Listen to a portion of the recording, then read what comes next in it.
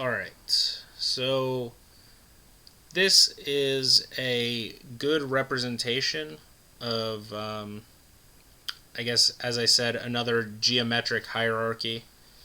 Um, it's quite extensive, I would say, in the information. So let's just read the blue text on the side. So this page is for your information. This shows how quadrilaterals fit in the geometric hierarchy.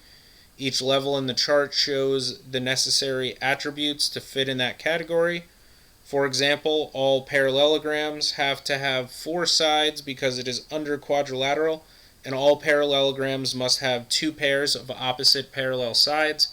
So all shapes that have these 2 attributes are parallelograms, such as rhombuses, rectangles, squares.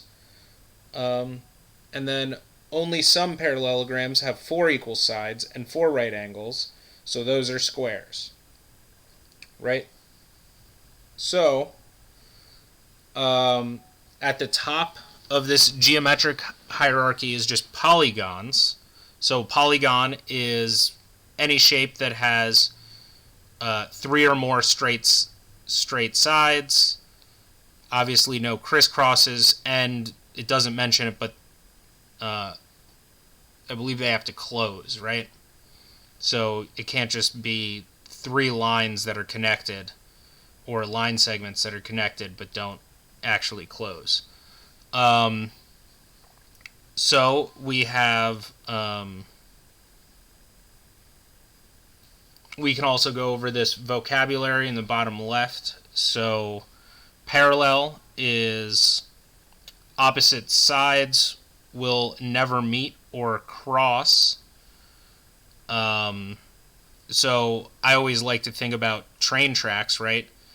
The train tracks are always the exact same length apart from like the one train track to the other train track, like because the train obviously has to go on it, so it has to be exactly the same length apart throughout the whole train track. Otherwise, the train wouldn't be able to go on it, right?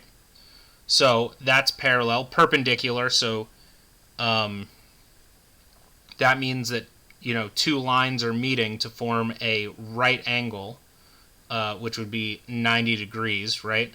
So they are perpendicular, and you can think about like 2 roads that meet at exactly, and they form 90-degree angles. So adjacent sides are sides that are next to each other. Opposite sides are sides that are across from each other. And congruent sides are equal in length, right? And that congruent just would mean like equal. Like congruent angles would mean equal. The angles are equal, right? So let's go through this. So we know what triangles are, obviously. 3 sides, 3 angles, but we are going to focus on quadrilaterals, which have 4 sides and angles. So here is just a quadrilateral that I guess is unclassified. It's just a 4-sided shape that doesn't fall into any other category, right? So you could draw any 4-sided shape that doesn't fit into the other categories. That's what it's going to be. So we have a trapezoid, which has exactly 1 pair of opposite parallel sides. So in this one, it would be this one. In the isosceles, it would be this one and this one. In the right, because this has, it looks like it has 2 right angles.